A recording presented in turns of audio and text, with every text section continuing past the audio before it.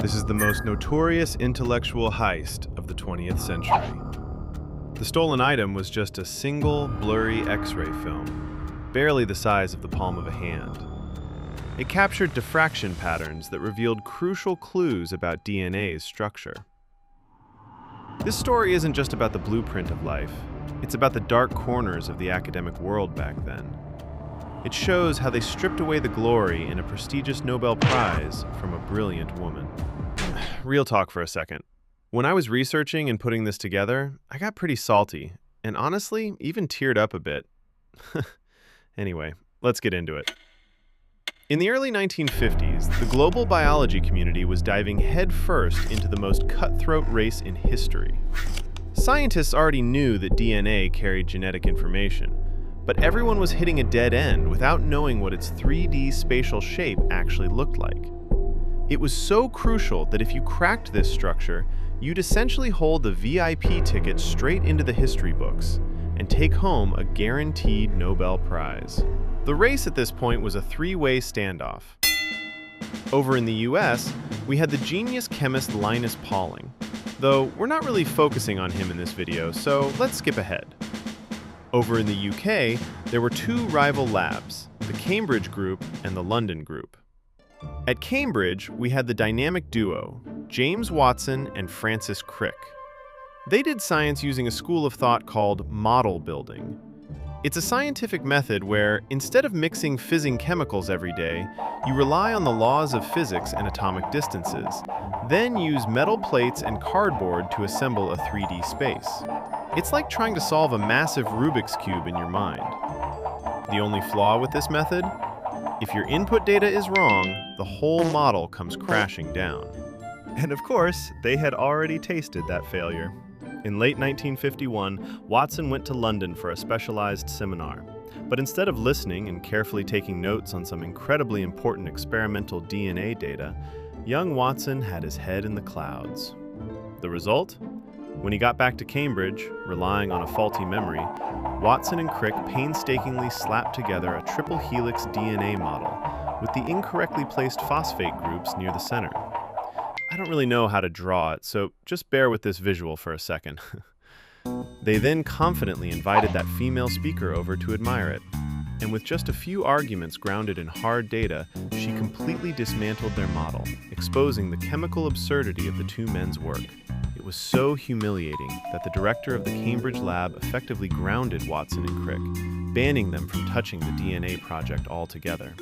And the woman who poured cold water on the Cambridge duo that day was none other than Rosalind Franklin, the exact opposite puzzle piece, hailing from London. Unlike the theoretical modeling camp, Franklin was an X-ray crystallographer who worshipped strict empiricism.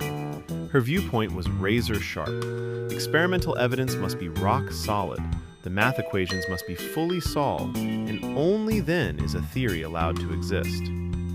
However, the moment she stepped into the London lab, Franklin fell right into some incredibly exhausting workplace drama.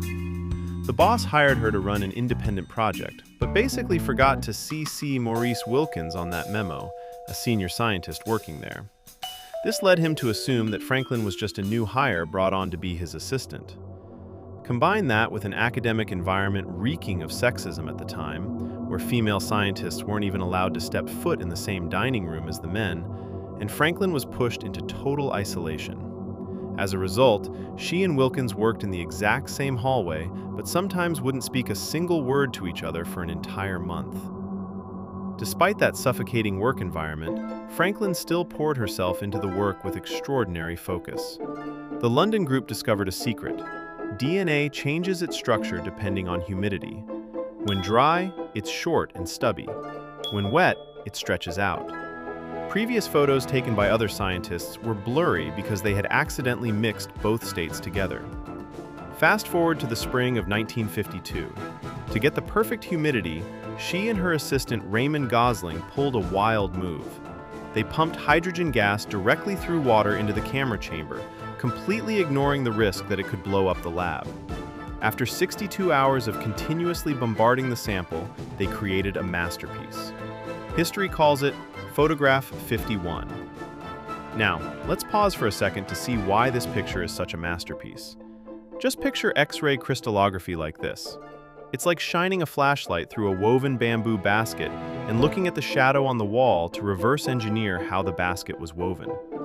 On photograph 51, there's a dark X-shaped smudge. It looks a bit messy, but to the experts, this X is the ultimate fingerprint of a spring shape.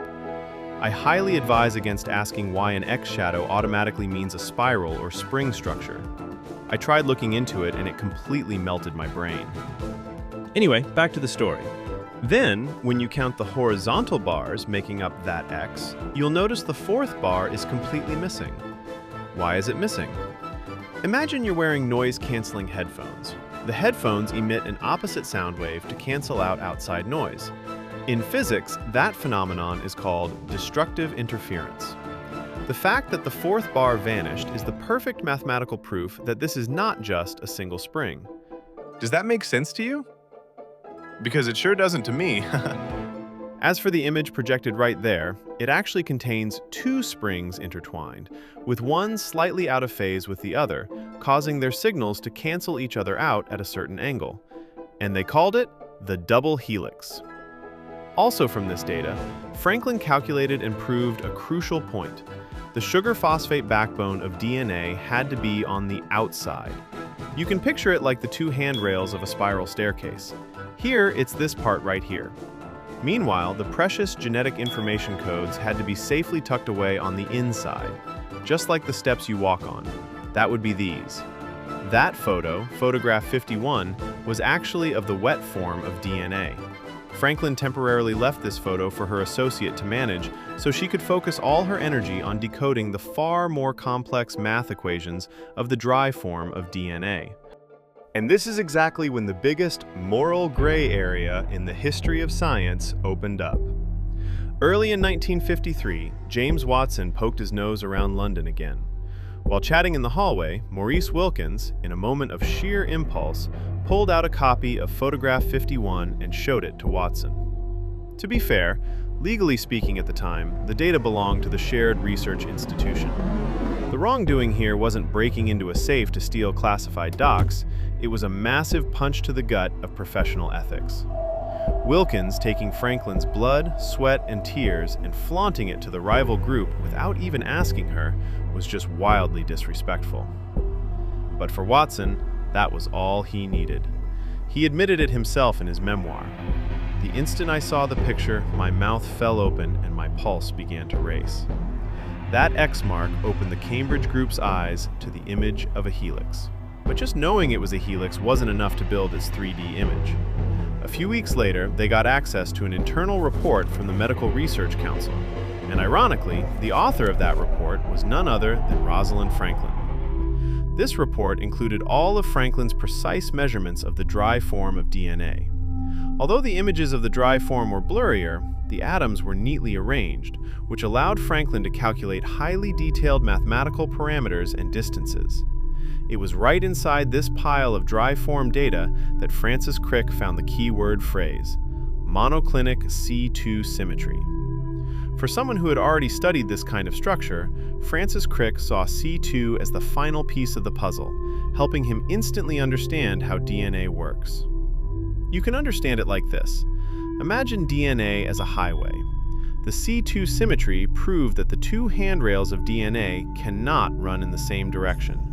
They absolutely have to run in opposite directions, just like one lane of traffic going forward and the other lane coming back. Armed with the most top-tier gear from the London Experimental Group, Watson and Crick completed the great research. In April 1953, Tax magazine published a series of world-shaking papers. Watson and Crick's model paper sat proudly at the very front.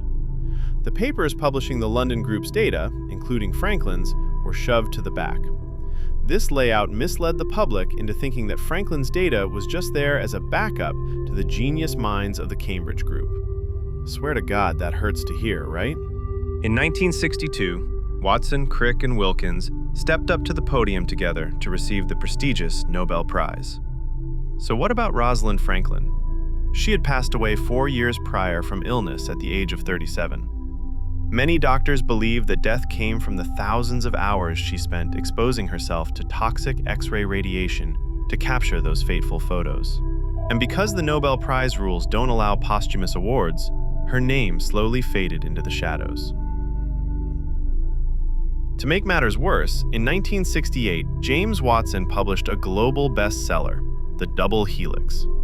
In it, he painted Franklin under the nickname Rosie, a stubborn, difficult assistant who just got in the way of scientific progress.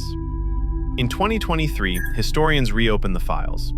Her notebooks proved that Franklin wasn't slow and didn't misunderstand her own data. In reality, with her genius analytical mind, she was well on her way to successfully decoding the structure all by herself. She also wasn't stingy or hiding data. She actually actively suggested that Cambridge reference her reports. And the biggest plot twist came from the insiders themselves. Watson's book unintentionally became a confession.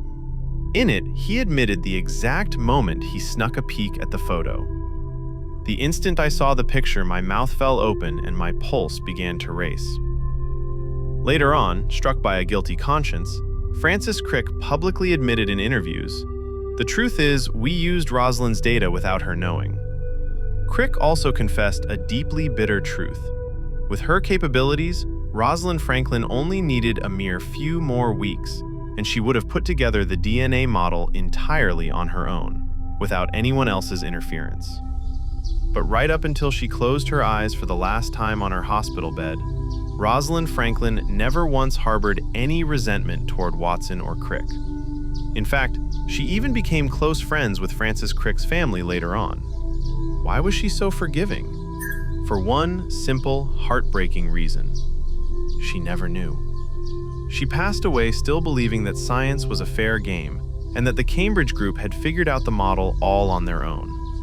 Today, as historians flip through the archives, they have given Rosalind Franklin back her rightful place. She was a brilliant scientist, one of the 4 foundational pillars who co-founded the greatest discovery of the 20th century. The story of Photograph 51 helps us see the dark corners of scientific history. Sometimes, it's not nearly as glamorous as we think. Behind the Nobel medals, there are always silent figures who laid down the very first bricks, whose names are never called.